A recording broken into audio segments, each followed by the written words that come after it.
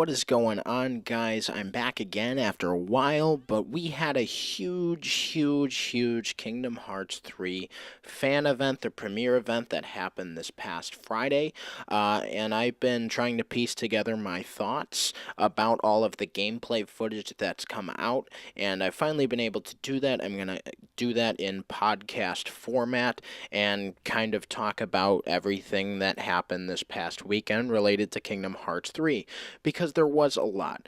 Now, some of you are probably thinking, but Danny, you weren't invited to the Cage 3 fan event, and you're right. So some of you may think I'm not good enough to talk about what happened, but as a huge Kingdom Hearts fan, as a Kingdom Hearts YouTubing channel, I've watched all the footage, I've watched the cutscenes, I've watched everything I've needed to watch several times to break down what I think are the good things and the bad things from the Kingdom Hearts 3 gameplay so far. So I've made a list of things that I want to talk about, and I'm going to do that going forward here with this podcast video per se. So let's get into it. Now, there may be potential spoilers, so if you don't want to know anything about Kingdom Hearts 3, I am going to maybe get into plot details. There's also going to be cutscenes from the fan event in this video on the screen while I'm talking. So if you don't want to know anything about Kingdom Hearts 3, stop watching now. But if you do want to hear my thoughts, please continue listening, so let's get into it. So this past weekend, the KH3 premiere event consisted of a demo as well as an fan answering question kind of forum for all of the KH3 YouTuber or KH YouTubers, as well as, media outlets that went there. They were able to ask Nomura, Tayasui, and other Square Enix and Disney, higher-ups questions about the game, as well as play a demo of Kingdom Hearts 3, which included the Rock Titan boss from the Olympus Coliseum world in Kingdom Hearts 3, as well as an hour-long gameplay from the Toy Box world, which is the Toy Story world in Kingdom Hearts 3. So we got the name for the Toy Story world as well. It's going to be called the Toy Box, which I think is very fitting. Now, there were some rules about what could be shown and what couldn't be shown. I'm pretty sure I'm not supposed to be showing the cutscenes, but I am anyway because I wanted B-roll. The B-roll that you're watching right now is footage that Square Enix provided, but the cutscenes are all over YouTube, so like I said, if you don't want to watch those cutscenes, please stop watching at some point in this video. But let me get into my thoughts. There's a lot to talk about here. Well, from the fan event, Nomura was there, and he said that the ending of Kingdom Hearts 3 was hard to swallow. So we don't really know what's going to happen at the end of Kingdom Hearts 3. All we know is that the ending is going to be insanely emotional, and, considering that Kingdom Hearts is approaching its it's in its 16th year of existence, and, Kingdom Hearts 3 is the gigantic conclusion of the Darkseeker saga.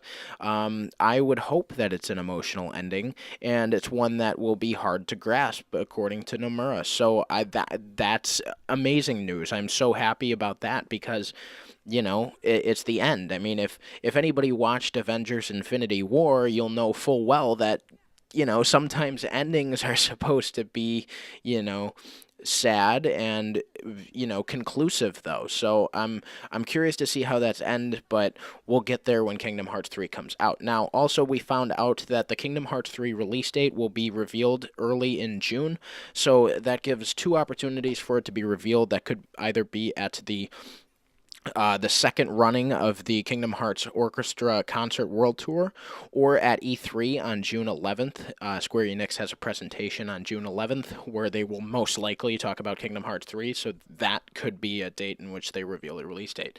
But those were kind of the big things that came out of the, question and answer box of Kingdom Hearts 3, but I'm going to get into the nitty-gritty. I want to get into the demo and talk about Kingdom Hearts 3 as a game and how it's shaping up so far, the positives and negatives I've seen from gameplay so far. So, let's get into just the overall. So the voice acting, we've seen a couple of cutscenes from the Toy Story world, as well as a little bit of voice acting during the Olympus world.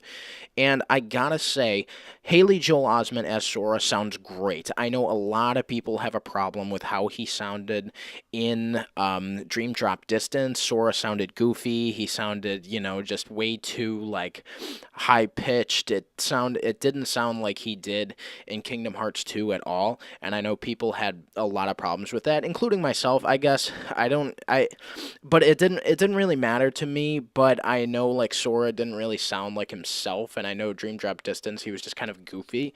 So I guess like I am happy that Haley Joel Osment kind of sounds more like Kingdom Hearts 2 Haley Joel Osment. So that's great. Sora sounds great. Donald and Goofy are Donald and Goofy. Um, Another thing that people were talking about is how great the voice acting sounds for Toy Story. The guy who voices Buzz sounds just like Tim Allen. It's most likely not Tim Allen, but Buzz sounds great. Ham sounds just like John Ratzenberger, but it's probably not John Ratzenberger, so that's great. Rex sounds great. The Army guys sound a little, off, but that's okay. I mean, they're a side character. It doesn't really matter for them. A lot of people are talking about Woody's voice. One Kingdom Hearts YouTuber named Skyward Wing, you guys can check out his channel. He thought Woody sounded like trash. um, I almost agree with Sky because I I'm a huge Toy Story fan. Toy Story is my favorite Disney movie ever, and like finally seeing Toy Story and Kingdom Hearts was a dream come true last summer. And Woody's my favorite character in Toy Story, and he doesn't sound like Tom Hanks like at all. But I think it's Jim Hanks, Tom Hanks's brother, and I've played the Toy Story 3 video game, and it kind of sounds like, the Woody from that, and that is Jim Hanks. So, that sounds okay, but, I mean, they're not going to get Tom Hanks, and I know that, so I'm not going to complain about it. The voice acting is fine. Um, I mean, Woody sounds a little off, but that's okay. I mean, they're not going to get Tim Allen and Tom Hanks to do every single thing for Woody and Buzz. That's why they have to hire, kind of guys who can get close to it. And considering Mike and Sully were just announced, the voice actors for Mike and Sully were announced, they're not John Goodman or Billy Crystal. So, it's just something we're going to have to get used to. And, I mean, a lot of the Pixar voice actors are gigantic actors that have a lot of other work to do, so I'm sure we can get past what the voice acting sounds like. Because other than Woody's fine. I mean, I don't have a huge problem with Woody, but other than that, like the voice acting sounds great, and I'm really happy with Sora, and I'm really happy with how everybody else sounds. Speaking of sound, let's talk about the music. So, the music that we heard during the Rock Titan boss fight is kind of a remixed version of some of the older Kingdom Hearts soundtracks. And that is awesome just to hear revived new versions for Kingdom Hearts 3 of the original Kingdom Hearts music. That's great. For the Toy Box world, during walking around when, Sora and the gang aren't in combat, there is a version of You've Got a Friend in Me that plays, which is great. And then the battle theme is Kick-Ass, which is, it's upbeat, it's fun. It's like action figures fighting. If it's like, the perfect kind of music you'd have if action figures were fighting around on the ground of a kid's bedroom or in a toy store. So it sounds great. And then anytime Attraction Flow comes on and it gets activated during gameplay, a new version of Hand in Hand plays. Hand in Hand is the battle music from not Twilight Town, Traverse Town in the very first Kingdom Hearts. So that's great to kind of hear Hand in Hand remastered and, have a little bit of a, pop, whatever the kids call it. Jesus, what's it called? Dubstep? I'll call it dubstep. just a little bit of a like a backbeat to it, and it sounds great. So music, sounds, everything that I've heard just listening to Kingdom Hearts 3 so far just sounds great. Also today, Utada released a little bit more of Don't Think Twice, while the Japanese version's called Oath. So give that a listen if you haven't already. And that song is fire. I talked about that already in one of my previous videos, talking about the trailer that got revealed with the song. So, go back and listen to that. Moving on from music, let's get into the gameplay aspects of Kingdom Hearts 3, things that I've noticed during watching people play. Now, there are positives and negatives to a lot of these, so let me get into those. So let's talk about the Keyblades. So this is a brand new feature. While you're playing Kingdom Hearts 3, you can select between 3 Keyblades, and during the demo, people got to use the Ever After Keyblade, which is the Keyblade from Tangled, which activates the Mirage Staff as a Keyblade transformation, the Toy Story Keyblade, which activates the Power Hammer and the Drill Punch as Keyblade transformations, and the Monsters, Inc.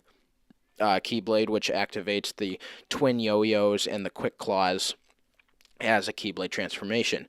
Using the right and left on the D-pad, you're able to change between 3 different Keyblades during combat.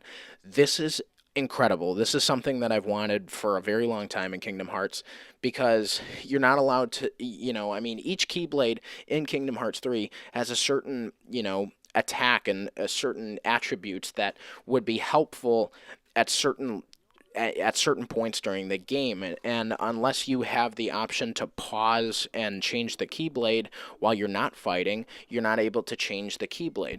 But if you were able to let's say you're fighting a boss that somehow has fire and blizzard. Let's say you were fighting those like Titans or whatever from Kingdom Hearts 2 in the Aladdin world. One was fire and one was blizzard.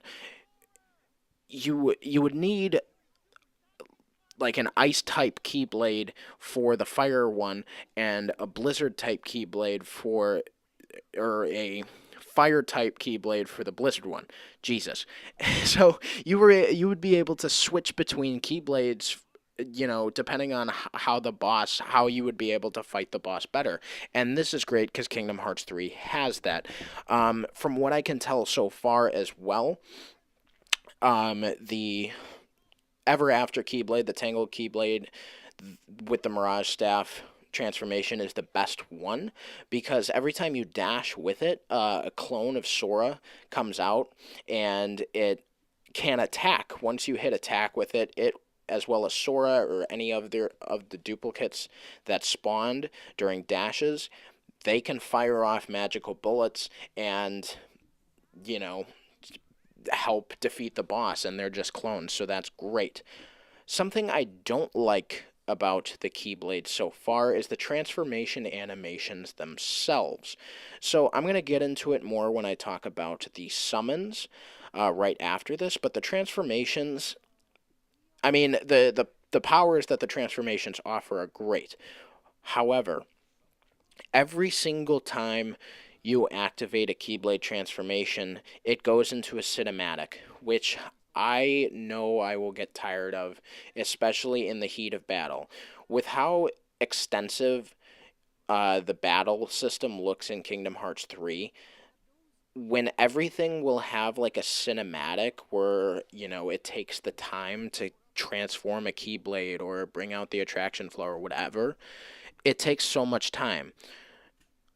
I want to be able to skip the Keyblade transformations because I don't want to watch that animation every single time. Although it's dazzling and over the top and beautiful with all the particle effects and everything, I don't know if I want to see it every single time I hit triangle to activate a Keyblade transformation. I won't. Now, let me go right into the summons, because the best thing about the summon so far is that you can skip the opening sequence of the summon. Now, in Kingdom Hearts 1 and Kingdom Hearts 2, you couldn't do that. And the summons would have these large, just upscale, really, cinematic entrances, and you can skip those. Now, in Kingdom Hearts 3, You couldn't in the other Kingdom Hearts games, but now they're with Keyblade transformations, with the huge cinematic upbringing, you're not allowed to skip those, and I wish you could. But let me talk about the summons. A new summon was revealed this past weekend. It is Ralph from Wreck-It Ralph, and his gameplay looks great. So what he can do is he can build blocks. Well, he enters in with like a Fix-It Felix screen, and he falls in, and it's great. It looks beautiful. But what he can do is he can build up blocks, and the blocks reveal light, and the Heartless fall asleep in the light and get stuck in it. And then once all of them are built, Ralph can smash them, and then they all blow up and cause damage to the Heartless while they're not moving within the light. It looks like a pretty useful summon, and it looks great, and, you know, on the other hand, there is Ariel, and we've seen footage of Ariel as a summon before, and now we got full gameplay of it. So she comes in, and you, as Sora, are able to dive into the floor with like a puddle, so it kind of looks like you're swimming. And then when you time the buttons right, you're able to do damage to opponents, and it just looks like a very useful summon in that nature to kind of, get more damage done. And it looks very flashy and it looks beautiful. Both Ralph and Ariel look great, and I can't wait to see the other summons so far for Kingdom Hearts 3. I don't have any negatives with the summons either. The summons look like something. I mean, I never really was a huge summon guy unless I was trophy chasing or, needed some help in a boss fight or something. But it looks like I want to use summons in Kingdom Hearts 3. They've really brought the Link game, and they made the summons look beautiful. The next thing I want to talk about is combat itself. So, the combat in Kingdom Hearts 3 looks so extensive, and there's a lot of good with extensive, but there can be bad with extensive. So, a lot of the good is that the combat looks like it's Kingdom Hearts 2. So it looks like there's just a lot going on. The combos, the sounds. It looks like Kingdom Hearts 2, which is great. To build off of Kingdom Hearts 2, Kingdom Hearts 2 is without a doubt the best Kingdom Hearts game. And to build off of that to make a better combat system is great. There's a lot of things Sora can use environmentally as well as, attacks within his arsenal that make the combat feel and flow well. There's the magic looks like it has certain effects upon different enemies, so you can use the magic to your advantage, as well as just basically tapping X and swinging the Keyblade, and, all of the aspects that follow along with combat. Now, the negatives of combat, combat just looks like Kingdom Hearts fun combat. You tap X, you cast an occasional spell, you use whatever environmental things you need, but overall, it's Kingdom Hearts combat. The things that are being added to Kingdom Hearts 3, I don't know if I like.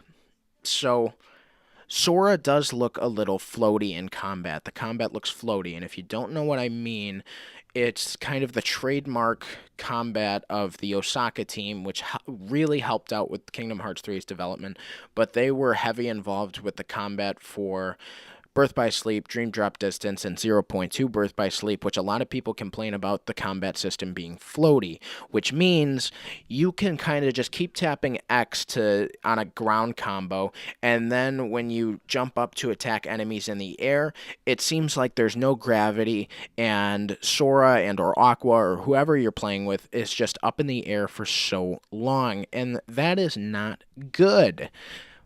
Kingdom Hearts 3 is a game that I want to feel like Kingdom Hearts 2. Kingdom Hearts 2 did not have a floating problem, whereas Birth by Sleep and Dream Drop Distance did. Now,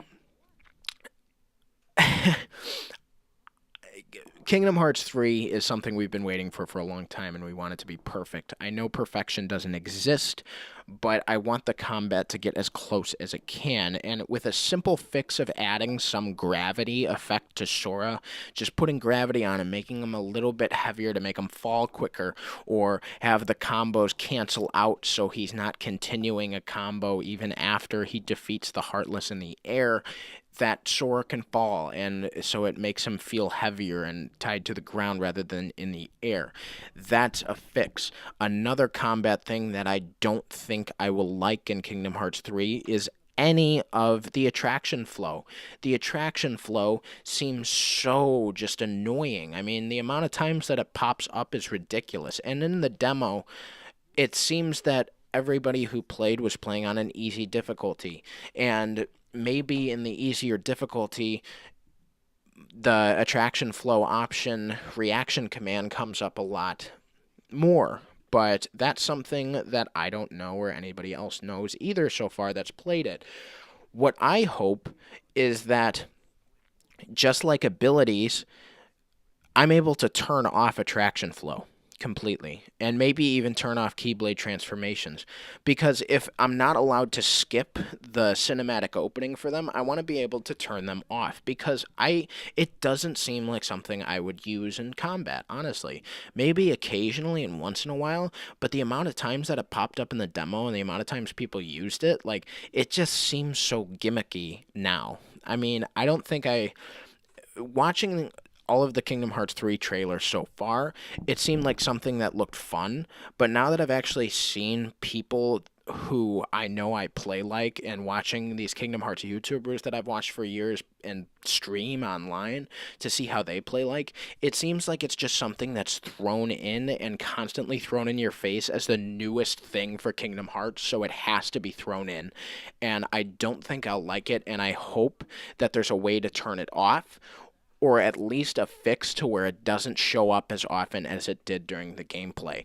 So I hope that gets fixed, and I hope, Sora gets gravity during the combat so that it isn't as floaty as zero point 0.2, Dream Drop Distance, or regular Birth by Sleep. So attraction flow is not something that I that I like about the combat at all, nor the floatiness of Sora, but those seem like easy fixes. Just have a way to turn off Keyblade transformations, have a way to turn off attraction flow, and if you can add a little bit of gravity to Sora, that'd just make it that much better, in my opinion. Because really, it's not that bad. The combat looks like so much fun, and it looks great, but there are just some things that I noticed I didn't like about it so far. Lastly, about the gameplay, let me talk about Athletic Flow. So Athletic Flow is the evolved version of Flow Motion from Dream Drop Distance. And Flow Motion, a lot of people didn't like because it could be spammed. Sora or Riku in that game could just constantly jump off the walls and fly around the room with no stopping at all. And you could just skip by, enemies, you could skip by whatever obstacles by just bouncing up the wall and getting to higher places and then moving on through the room. In Kingdom Hearts 3, you can't do that, which is great. All you can do is bounce off the wall twice and then you fall. So it's useful in combat. It's useful to get to a place that's slightly higher, but you can't spam it and exploit it so that it ruins the game, because the worlds in Kingdom Hearts 3 look so extensive, and if you were able to just bounce up the walls, you wouldn't be able to explore every corner. Those are all the gameplay aspects I noticed. There's positives and negatives. I don't want to sound like the negative guy. As I said, I didn't play it myself, so I really don't know how it feels. All I can kind of judge off of is how it looks, and I don't want to be disappointed at all when I play it, but I know there can't be a perfect game, and I'm going to have to learn how to live with however Kingdom Hearts 3 is finalized, but I think what I'm asking for isn't that bad. So I hope the floatiness and the attraction flow gets fixed, and I hope that the cinematics can get skipped for both Keyblade transformations and attraction flow. So to go off of that, the worlds overall, from what I've seen from the short segments of the Olympus world, as well as the toy box, they just look beautiful. And just watching other people interact with the environment, it just looks so gorgeous and it looks so real. The toy box looks like a Pixar movie. Olympus just looks so just upscaled from the first two Kingdom Hearts games, and it just looks gorgeous. I mean, the level of detail in grass and rocks and rain and everything like that, and plastic and everything. I mean, like Buzz and Woody look like Buzz and Woody. There are even scuffs on like Ham and Rex that show that they're old toys and stuff like that. There's so much detail in the worlds. When you watch gameplay of Sora running around in Andy's room, when he jumps on the beanbag, there's an indentation in the beanbag for where he's standing. And then out in Andy's front yard, when he's running through the grass and the flowers and the grass move with him. There's just so much detail in this game. Also, when you're in the toy store, when you're in Galaxy Toys, there's a lot of environmental interactions similar to Kingdom Hearts 1 that I am so happy about. A lot of the things that people have been like, I mean, Kingdom Hearts 2 is like an amazing game. But one of the things it was lacking was some of the environmental interactions you could have. For example, in Traverse Town, you could email postcards, or you could cast fire at the wall and open up to Merlin's house, stuff like that. Kingdom Hearts 2 didn't have that, and that's been something that's been lacking from a Kingdom Hearts games for a long time, just environmental interactions that give you bonuses or just cool little Easter eggs. And in Kingdom Hearts 3, we've seen that already in the Toy Box. In Galaxy Toys, there's Rock'em Sock'em Robots. There's a little toy concert that goes on. There's helium tanks that when you hit them and stand by them, all the characters' voices are higher up. And it's just stuff like that, the detail in the environment, just putting in that fun Easter eggy stuff, the interactive environments that were in Kingdom Hearts 1.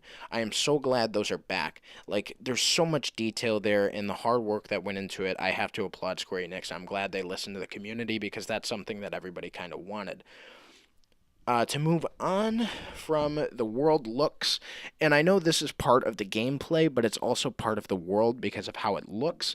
The vertical running, or the auto running as it was called in the demo, when Sora runs straight up surfaces.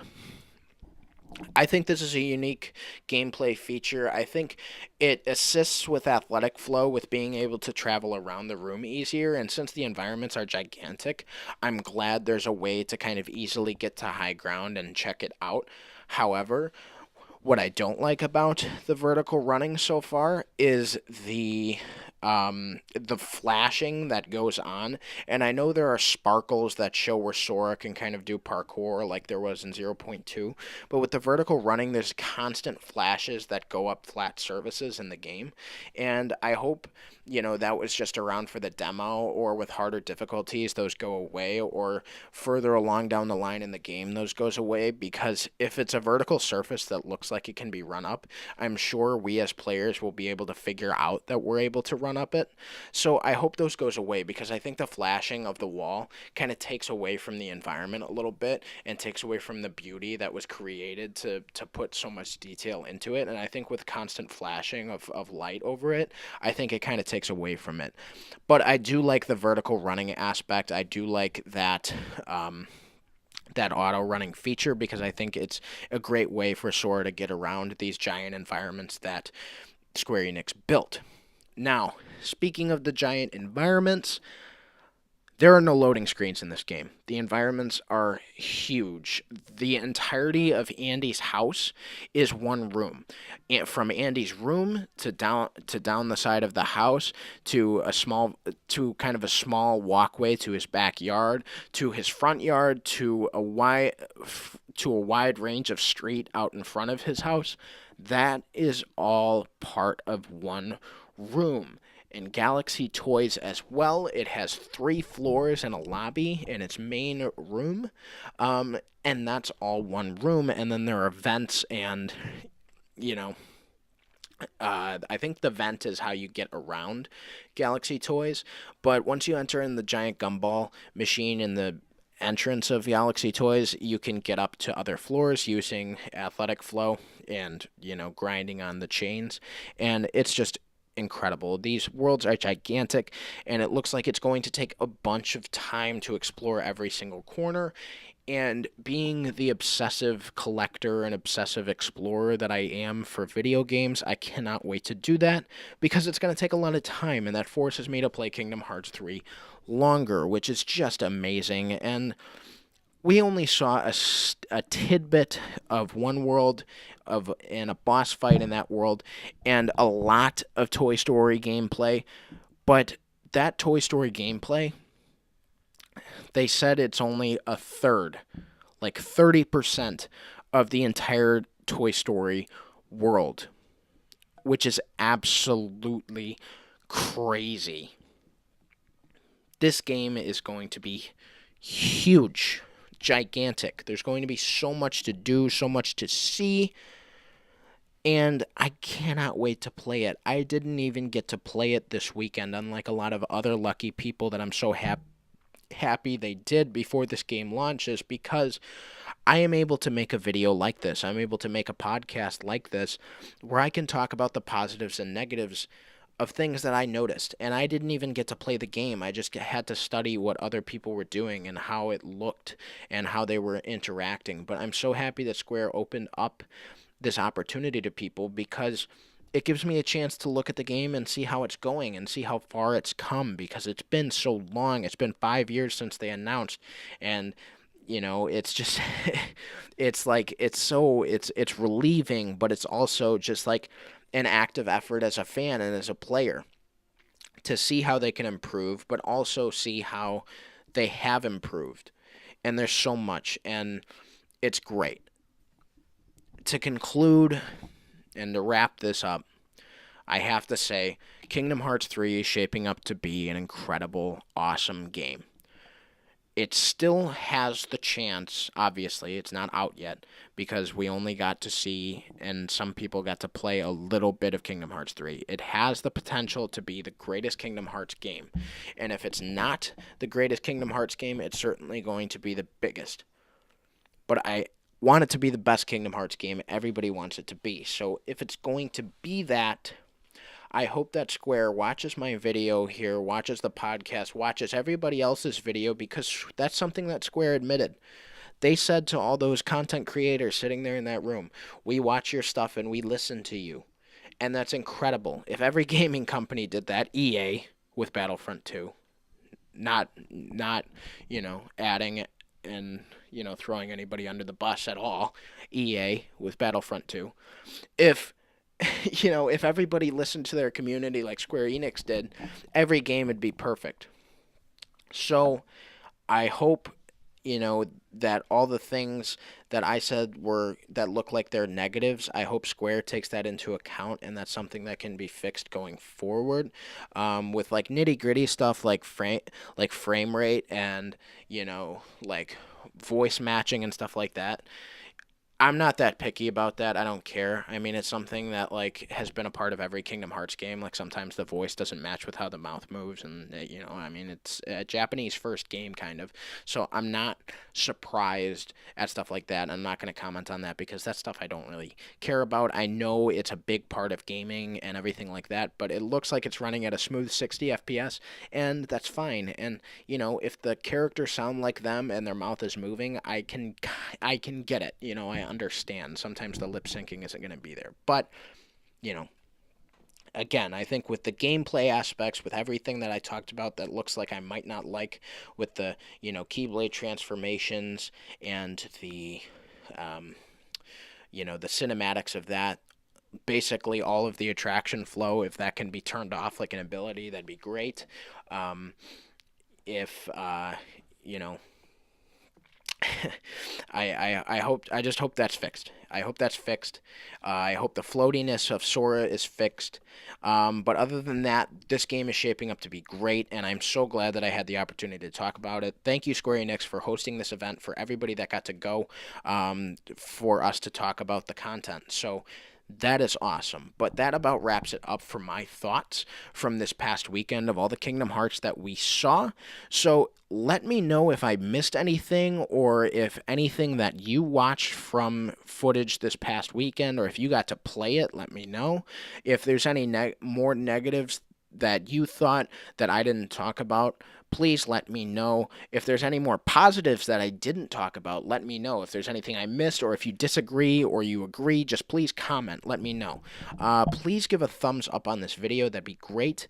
You know, like I said, I didn't get to play it this weekend, but I wanted to get my thoughts out because I thought I had a pretty good idea of how Kingdom Hearts 3 is going to be played.